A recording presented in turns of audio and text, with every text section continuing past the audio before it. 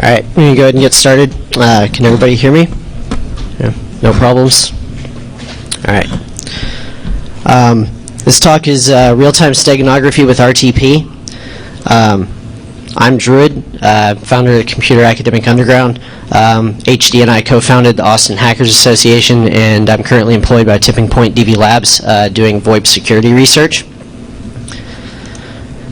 Quick overview of what I'm going to be talking about. Real briefly, I'm going to talk about what VoIP is, what RTP is, what it's used for, a little bit about audio steganography, and then also briefly some previous research in the area. Next, I'm going to talk about using steganography with real-time transport, kind of the problems and challenges that I encountered while attempting to develop this project.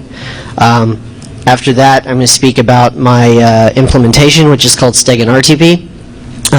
Basically a little bit about it, the goals that I set forth, the architecture, operational flow, the different message structures that I'm using in the protocol, the different functional subsystems of the tool and what they're used for, and then which of the challenges that I identified in the previous section I was able to meet, which I didn't. After that, I'm going to attempt a live demo, and then speak a little bit about conclusions and what I intend to do with this project moving forward. And then after that, Q&A will be in one of the Q&A rooms. So, VoIP and RTP. Again, real briefly, this is one slide. If you don't know what voice over IP is, it's basically internet telephony. It's what a lot of the traditional telephony networks are moving towards. RTP is the real-time transport protocol. Other than IAX, almost all other VoIP protocols utilize this for the audio channel of the call. There's a number of different signaling protocols used. There's SIP, H323, IAX, some others, but almost all of them use RTP for the audio. So a little bit about audio steganography, just so you have some idea of how this actually works. Basically, steganography is it comes from the Greek root word steganos and graphian, which literally means covered writing. The primary goal of steganography is to hide the fact that covert communication is taking place. And with modern methods of steganography, it's essentially hiding one piece of data inside another piece of data. So some terms I'm going to be using. When I say the word message, I'm essentially talking about the data that's going to be hidden or extracted.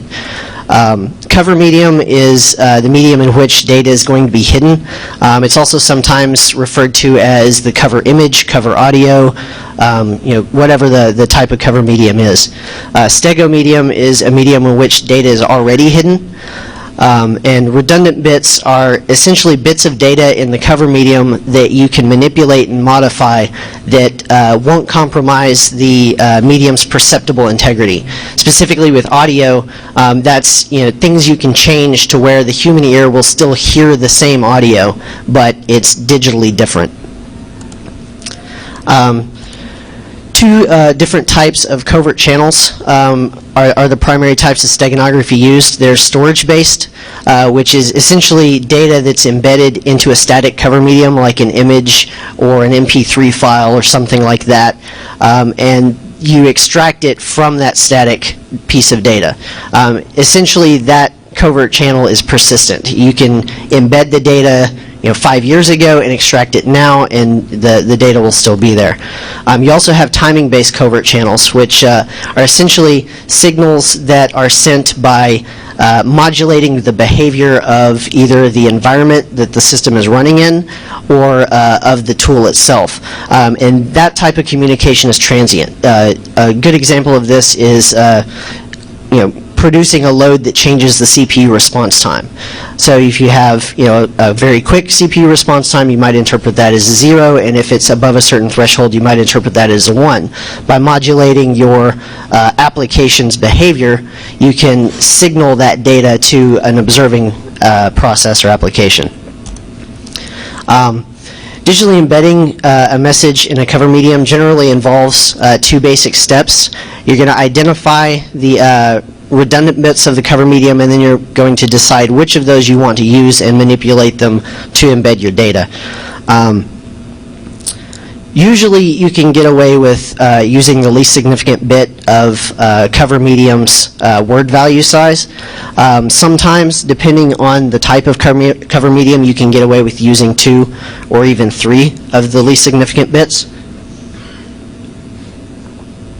But in most digital mediums I've used steganography with, 1 is plenty for what you're trying to do. Media formats in general tend to be very inaccurate data formats because they don't need to be accurate. The human ear is not very good at differentiating sounds. For example, if you were to record an orchestra performance with 2 different recording devices in the same manner, you're going to end up with 2 completely different recordings when looked at digitally. But when you play them back, they're going to sound fairly identical. Changes in an audio bit stream can be done so slightly that when played back, the human ear won't be able to tell the difference. And also, with audio, like I said, you can usually use the least significant bit from each byte or each, depending on the size of the word value, to embed your message. Here's a quick example of doing audio embedding in an 8-bit audio file. So let's assume that we have these 8 bytes in a cover audio file. If we want to, and there's binary, I've highlighted the least significant bits for you. If we wanted to hide the byte 214, we replace the least significant bit from each byte to hide our message. And here's a comparison of the original plus the modified. If you'll notice, only about half of those values actually changed. So the impact of making these manipulations can be very, very small. Some previous research in the area, steganography using audio as a cover medium is nothing at all new. There's a number of steg tools that will operate on different static files like MP3s, waves, VOCs, AUs, etc. With VoIP steganography, there have been some previous research efforts. A lot of their uses of steganography or steganographic techniques aren't really used for steganography. For example, there's one project that uses the redundant bits in the audio to widen the actual audio band. So it's using a steganographic technique for an overt manner. There's another one that replaces RTCP, which is the real-time protocol's control protocol. And then there's also one that does watermarking of audio for integrity checking and things like that. Some of the deficiencies of those research efforts are, like I mentioned, they don't really achieve steganography with using these techniques. They're used for other purposes. Also, some of them are just theory papers. They don't really explain what they're doing or how they intend to accomplish what they're talking about. And I've only found one that actually had a public proof of concept, and that came out a week and a half ago. I'm not going to talk too much more about this because I actually have an analysis paper I'm going to be publishing in about a month or so over all of the different projects that I've found prior to doing this research. So moving forward, I'm going to talk about utilizing steganographic techniques with an active communications channel like RTP. Real quick, some context terminology. Because I'm talking about steganography as well as networking, both of the disciplines use certain terms for different meanings. So just to be clear, when I say a packet, I'm talking about it in the network sense. It's a network data packet. In this case, it's normally going to refer to an RTP packet. When I say message, I'm using that in the steganographic term. It's the data that's going to be embedded or extracted. One thing that might be a little confusing is the protocol I've designed to run in this steganographic channel uses formatted data messages which look like packets. So just to be clear, when I say messages, that's what I'm talking about, even though it might look like a packet. And hopefully I'll be able to use these terms consistently so as not to confuse anyone. As I said earlier, in steganography, you generally have two general types of application. You have storage and timing. Almost all existing tools and uses of steganography that I've found regarding audio or VoIP use a storage type of method, and that's the same type that I'm going to be using. They implement separate hide and retrieve modes, the closest things I've found to a real-time use of steganography is the project that came out about 2 weeks ago, which is called VO squared IP. It's basically embedding a secondary audio channel encoded in a different codec inside an overt audio channel running in RTP. So it's similar to what I'm doing, but instead of embedding data communications protocol like I'm doing, they're actually embedding different audio. And there's a couple of deficiencies in their research, which I'm going to be including in my analysis paper. So basically, what RTP provides is a streaming media mechanism for VoIP to transport the audio of a call. And it provides the opportunity to establish a real-time covert communications channel within that. So Rtp Packet Payloads are essentially just encoded multimedia. During my research, I focused on RTP audio only, but you can also embed video, you can embed text. RTP can basically transport any type of real-time data. The frequency, locations, and number of redundant bits are determined by whichever codec is used to encode that data. And codecs like G711, which is what I used for my research, uses a 1-byte sample encoding. And like I mentioned earlier, that's generally pretty resilient to least significant bit changes to the audio. Codecs with larger samples might provide for 1 or more bits, but I just stuck to 1 with my testing. And that's my cat. Alright, so audio codec word sizes. I focused on G711 because it's fairly straightforward. It uses an 8-bit sample word size. There's a number of other codecs. I only listed a few here because I found these other ones interesting. Speaks actually has a dynamic variable word size. It changes its sample size on the fly, so that would present an interesting challenge to a steganographic embedder. And ILBC actually uses a class-based bit distribution. What it does is it takes all of the audio samples, it classifies the bits in each sample, and then it rips all those bits apart and groups them by class, and then embeds that in RTP. So in that case, you may have all of the least significant bits all at one end of the Rtp packet payload. So that would require its own type of custom embedder as well. Some throughput I was able to achieve for G711. Most of my testing, I had a 160-byte Rtp payload using an 8-bit sample word size and utilizing just the least significant bit from each sample word. That's basically 8 samples needed to embed 1 byte of data. At 50 or so packets in either direction, you get about 1K per second. So the problems and challenges I ran into trying to use steganography with RTP, probably the most significant one is that RTP utilizes UDP for its transport. UDP is connectionless and unreliable. Due to the transport, the message data that's being split across these multiple packets might arrive out of order, or some of them might not arrive at all.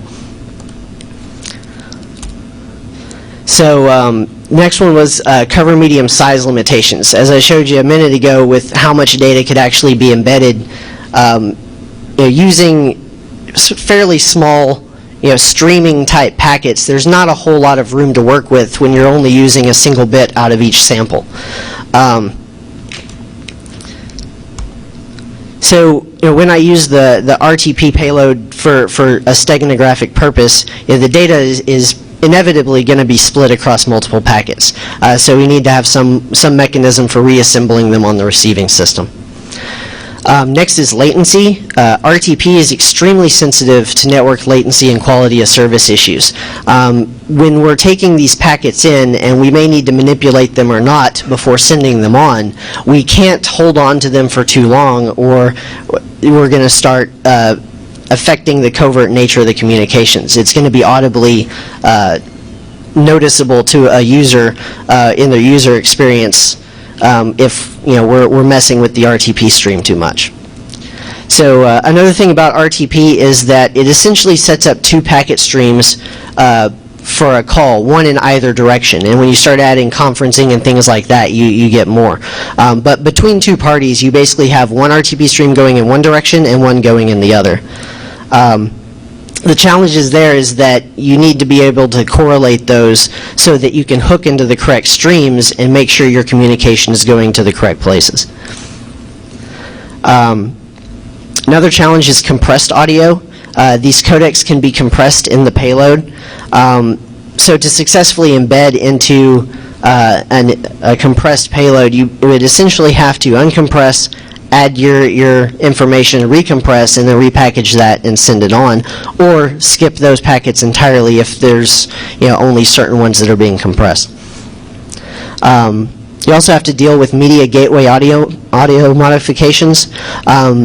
As RTP traverses the network, it may cross one or more of these intermediary devices. What they can do is re-encode the data in a different codec. They can change the sizes. They can do any number of things to the RTP stream which might compromise the integrity of your steganographic channel. So basically, identification of any of these has to be considered, and you have to be able to find a way to overcome that if those types of devices are being traversed. Also, an interesting thing about RTP is that endpoint devices can change audio codecs on the fly. They may be operating a G711 for the first 5 minutes of the call and then switch to something else as their network latency becomes higher and it needs a more efficient codec. So you have to be able to track that and change your encoding and embedding methods on the fly.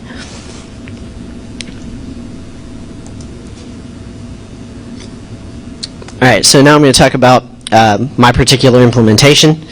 And this is essentially a reference implementation, and by calling it that, I only have to worry about conveying the functionality. I don't really need to secure my code because I write horribly insecure code. So about SteganRTP, first, it's the most awesome full name I've ever come up with, and that's usually my major motivation for working on any particular project. This implementation basically requires that the application be either on the endpoint device or an active man in the middle. However, I demonstrated at USEC West that you can do passive injection of RTP audio.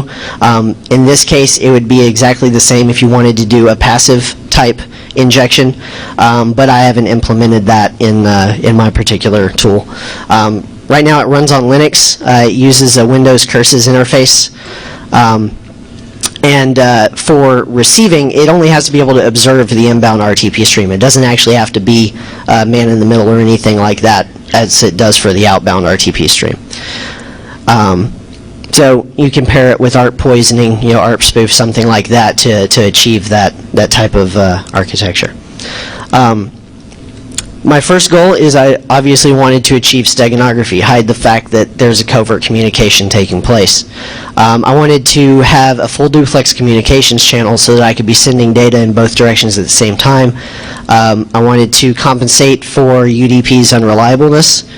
I wanted transparent operation, whether it's acting as an active man in the middle or operating on the endpoint. And I wanted simultaneous transfer of multiple types of data. I didn't want to just send a secondary audio stream. I wanted to be able to send chat data, file data, remote shell, etc. So here's a quick look at the architecture. The phones are basically your soft phone or your client application. The gray boxes are host systems. The green boxes are the application.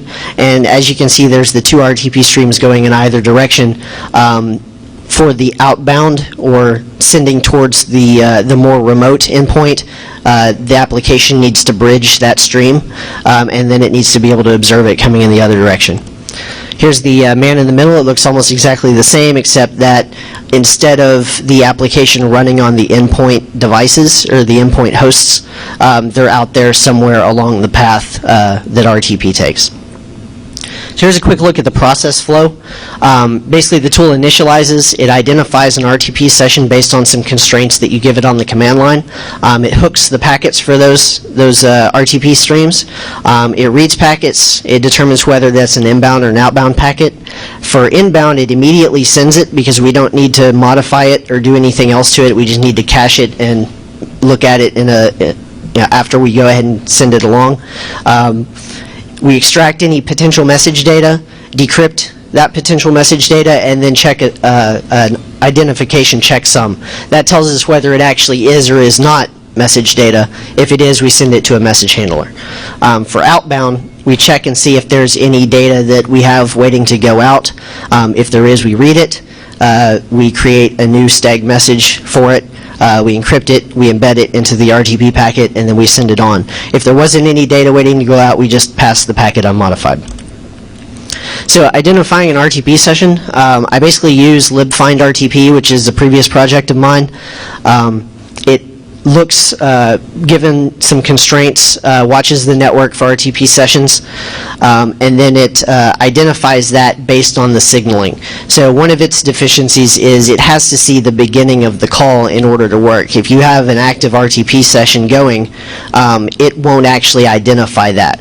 However, you can pass all of that information on the command line to the tool if you already know there's an active RTP stream, and then it'll hook it directly. And it supports SIP and skinny signaling protocols for identification. So hooking packets, I'm basically using the Linux netfilter hook points. You basically just add an IP tables rule with the target of Q. What that does is it passes the packets to a user space queuing agent. It's basically just an API for reading and manipulating packets and then telling netfilter whether to drop them or pass them or anything you would normally do with IP tables. Quick look at the netfilter hook points. The two we're interested in are called pre-routing and post-routing. You'll see that on the top left and top right. Essentially, the pre-routing hook point gets packets before the local system has done anything with them, and the post-routing gets all the packets after the local system is completely finished with them. And that's what I'm interested in for mine because I want to try to maintain the integrity of the Stego channel. So hooking packets, basically the tool registers itself as a user space queuing agent for netfilter, and then it creates those two rules that I mentioned. And then it's able to read packets from the queue, modify them if I need to, place them back into the queue, and then tell the queue to accept the packet for forwarding. Inbound packets, like I said, we can immediately accept them because we don't need to modify them. That hopefully helps with some of the latency issues with RTP. It just immediately sends the packet on. That basically allows for very low impact on the latency.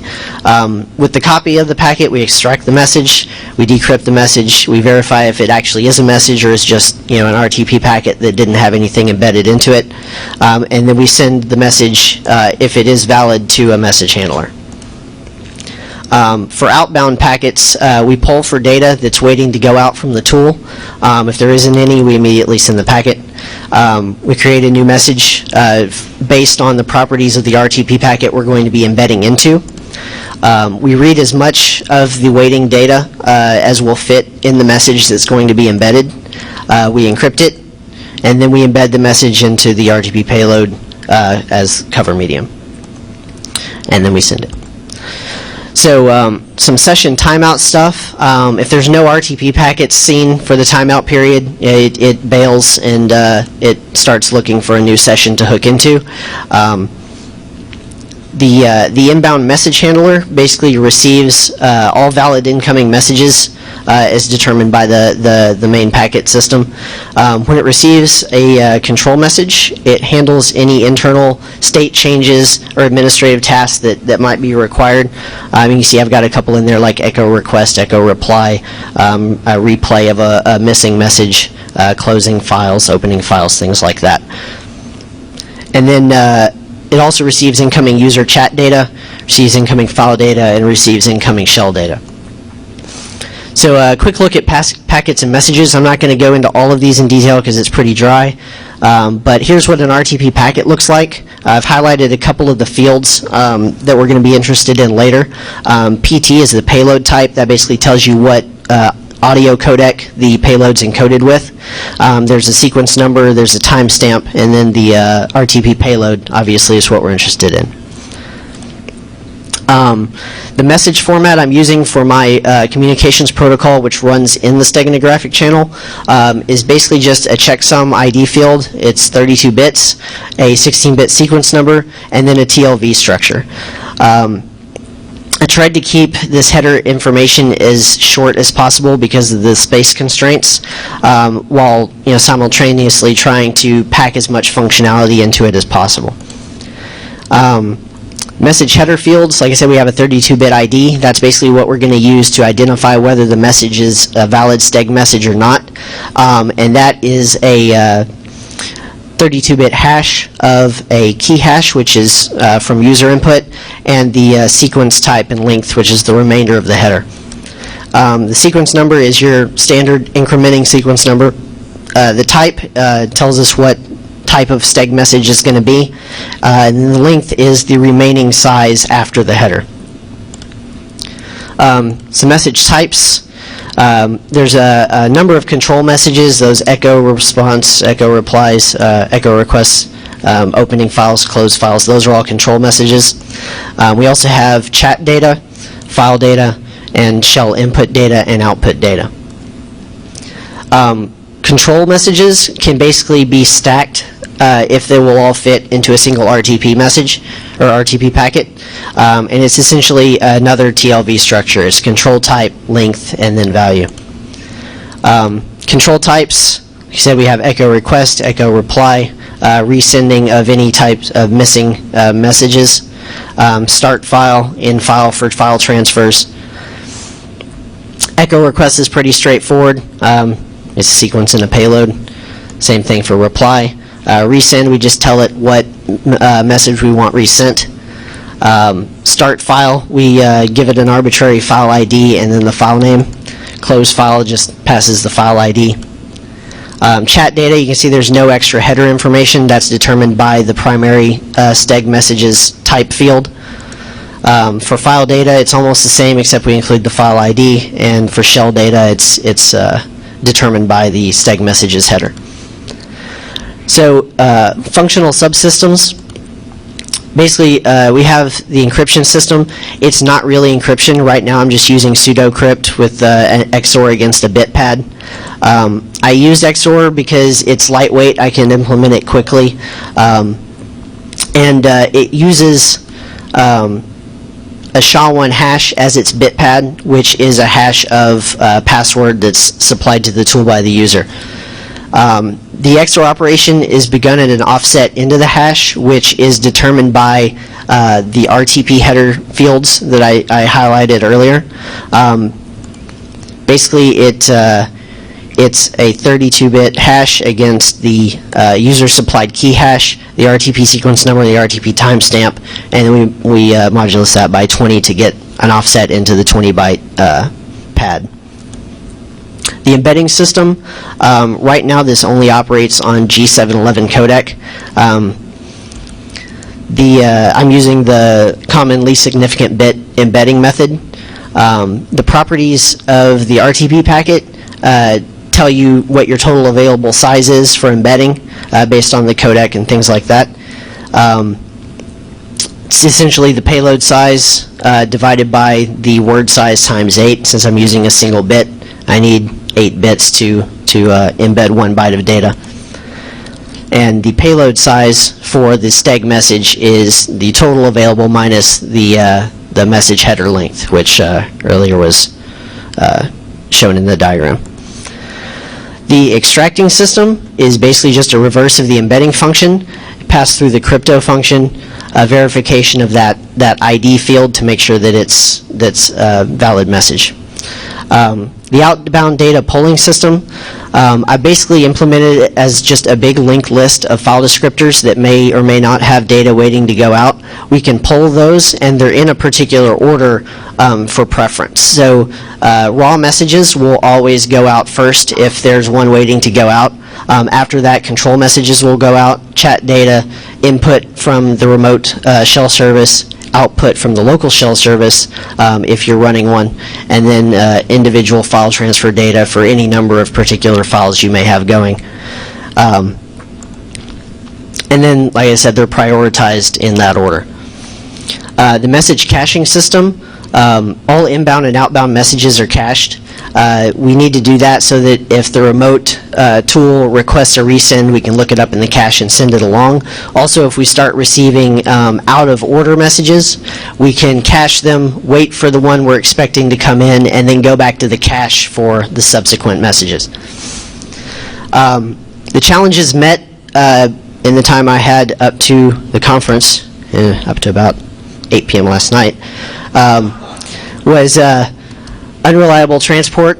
Basically, the message's sequence number in the caching system provides request and identification of recent messages, reordering of out-of-order messages, and it also provides replay protection in case someone's somehow hooking your steg and then replaying things. Cover medium size limitations. Fortunately, there are plenty of RTP packets being sent every second in the average Rtp session. As such, even though we're restricted to how much data we can put in each one, we can spread the data out over multiple packets. For user chat, interactive shell access, and transfer of small files, throughput, like my example, was perfectly fine for me. Latency, to address the sensitivity of RTP to latency, I made a couple of architectural decisions that I've already mentioned. I designed the packet hooks and data polling system to pass RTP packets immediately if we don't need to do anything to them. As I mentioned earlier, I also went with XOR rather than real crypto to cut down on the impact of how long I was having to handle these packets. In this case, crypto really only needs to provide a little bit of obfuscation and some entropy to protect against some rudimentary steg analysis of the stream. I'm not actually using it to try to protect the data. My goal was primarily just to achieve steganography, which is hiding the fact that the communication was taking place. Tracking the RTP streams, luckily I had already done this with a previous project of mine. I'm using that for identification, and then I'm using libIPQ for tracking and hooking the packets, which is the NetFilter user space queuing library. Audio codec switching. To handle those devices that switch codecs mid-session and change things around, I designed the embedding system to operate on individual packets. So the parameters used to perform the embedding are derived from the RTP packet that it's about to target. So if the RTP session switching codecs, changing things around, we really don't care. As long as we support the codec that the audio is encoded in, then the embedding system will work on it. Otherwise, it just passes that packet unmodified.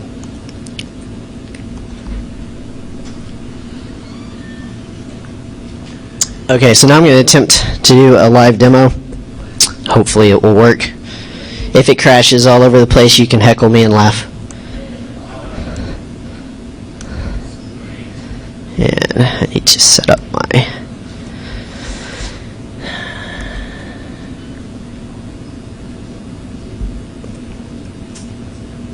Okay. Up here in the top right, I have a soft phone. Actually, I need to show you something else first.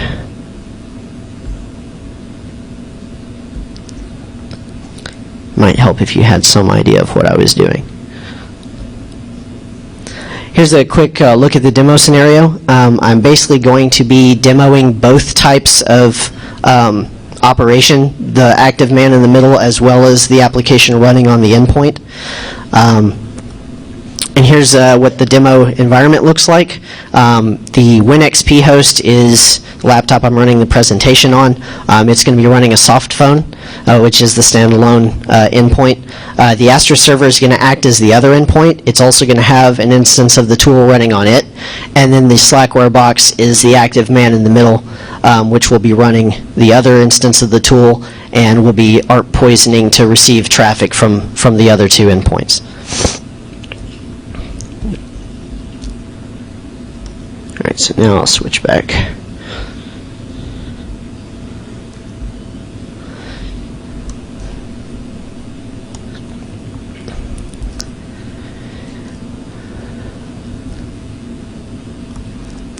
All right, so on the Asterisk box, we have Asterisk running over here.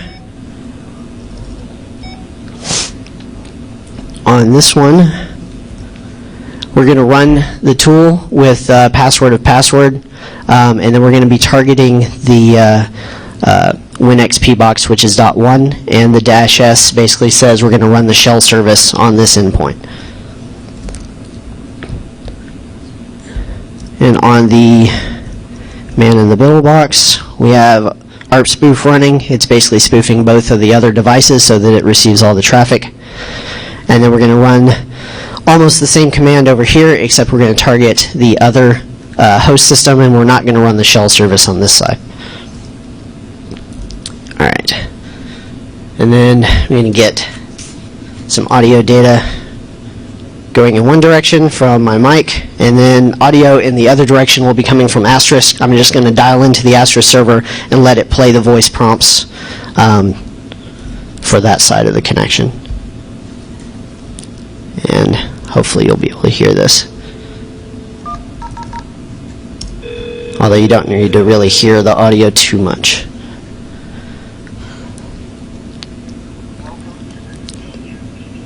Alright. So you can see over here on the tool, it basically was watching for the session based on the constraints I gave it on the command line. It found the Rtp session, it hooked the packets, and now we're ready to go.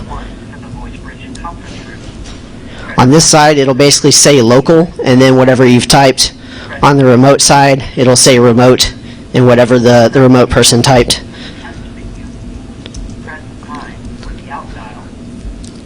So this guy's going to say, can I have some files? This guy's going to send big.text, small.text. And you see up in the top right in the output status, it's sending the files, and it gives you a confirmation once those are done. He says, yay!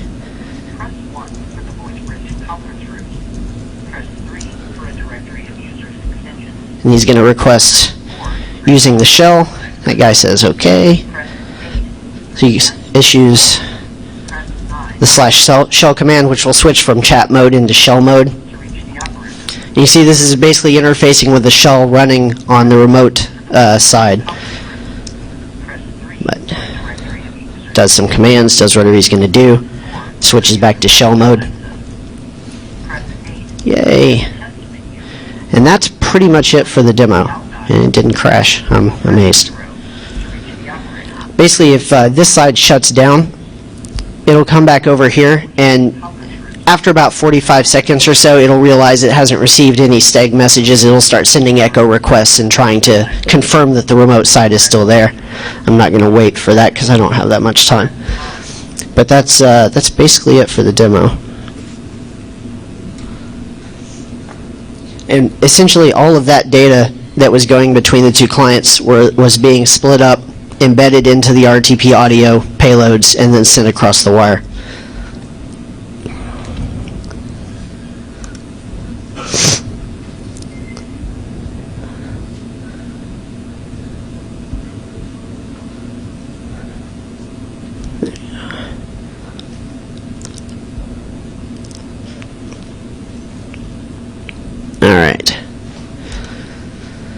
So some conclusions. Basically, I met all of my design goals.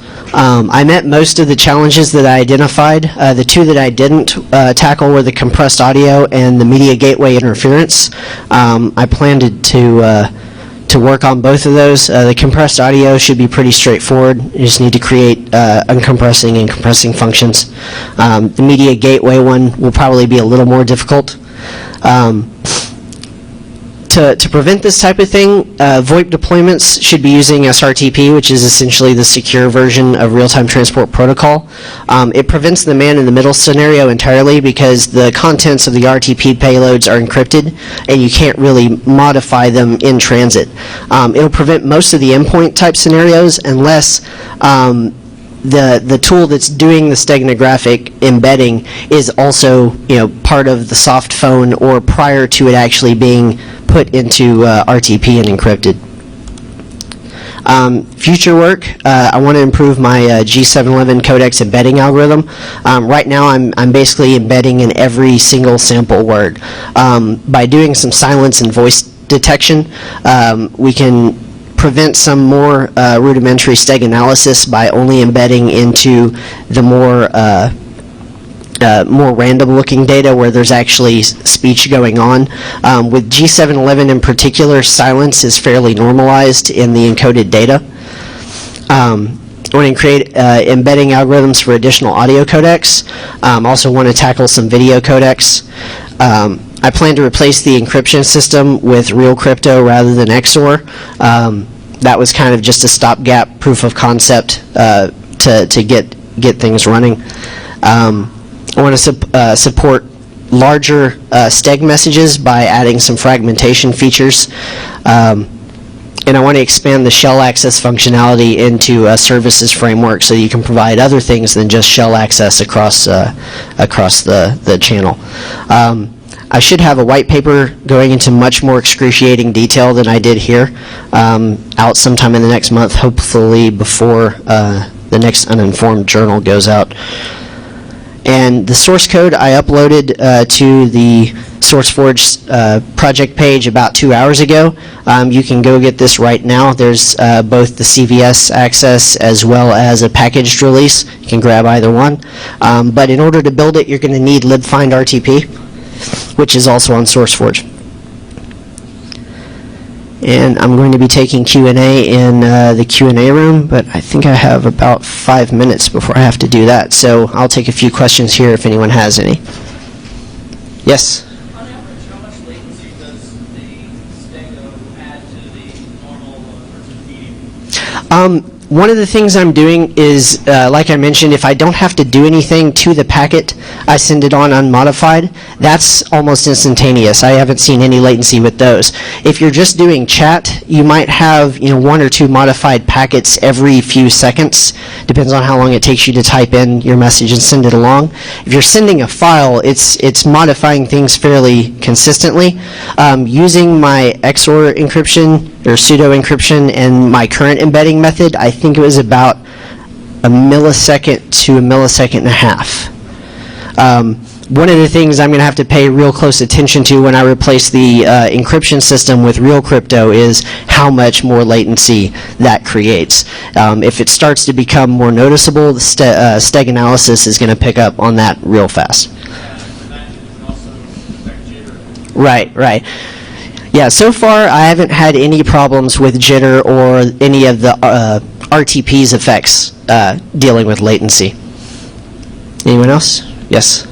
How sensitive are you to packet loss? How many packets does it take before your error control breaks down? Before what breaks down? Before your error control, you mentioned that you do error correction or error detection. Right. I'm not actually doing any type of forward error correction or anything like that. I did look at that in the beginning, but due to the limited amount of space, doing forward error correction would take a lot more room than just requesting the recent packet.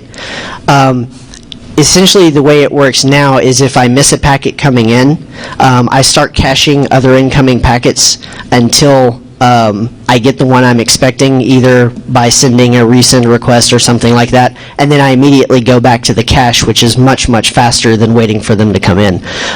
So far, I haven't actually had the tool get out of sync or anything like that, but most of my testing has been in the lab, so I'd be interested to find out if anyone's actually running this in live environments and if they get poor results or if it works fine.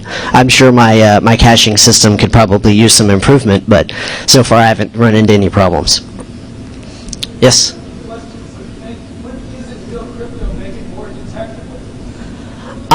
It depends on what you're doing. Using XOR, you run into some problems with steg analysis against things like ASCII. ASCII has certain properties that when you're doing statistical analysis on the payloads, even if you're using XOR to kind of obfuscate it, you'll still start to notice those types of patterns. One of the things I tried to do was create more of a binary protocol than an ASCII protocol to help prevent that type of thing. But depending on which type of encryption you're using, like AES may have a different type of analysis signature than triple DES or some of the other ones. Really, just I'd have to test. Yeah, what I was just basically thinking when you're talking about real crypto is algorithms like AES and triple DES are more or less statistically balanced. So if you count up ones versus zeros in columns of your bytes, one becomes more or less statistically balanced. Would that be a giveaway?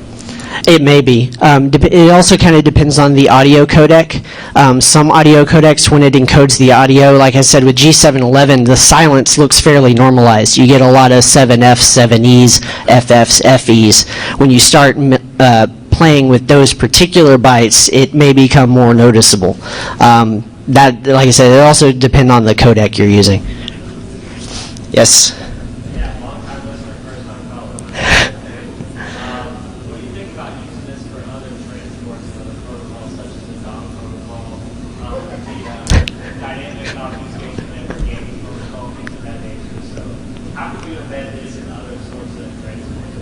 I have no intention to do that. Next question. Anyone else? Yes.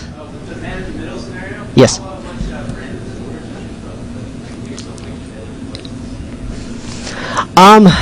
My implementation is pretty bloated, but you could probably write a smaller one that would work on embedded devices. I wouldn't suggest using mine. If you wanted to do something like, exploit a system and then load this as like shell code, you definitely have to use like a Metasploit, multi-stage loader to even get it anywhere near that box. You could probably do a more slimmed down version if you just wanted chat data or you just wanted to send files. That'd be quite a bit smaller than implementing all of the different features that I have. I think I only have about a minute left before I have to move to the Q&A room. Does anyone else have a question? Yes?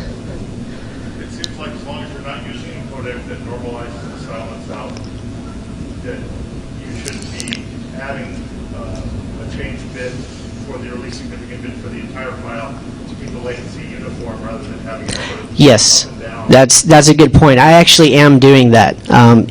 If I have a message that's smaller than the payload I'm going to be embedding into, I go ahead and randomize the bit changes for the rest of the message to keep it uniform within that particular message. Doing that for packets I'm also not embedding anything in might be something to do. Like I mentioned, I haven't done any steg analysis against this at all yet because I've been working on implementing it so far. So those types of things I'll definitely be looking at. Any more? I guess that's it then. Thank you very much.